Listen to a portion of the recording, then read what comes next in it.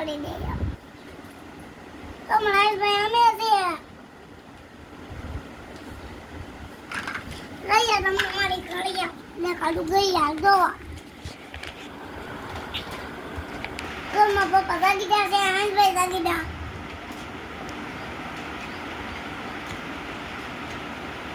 બંધ એકલો જાગી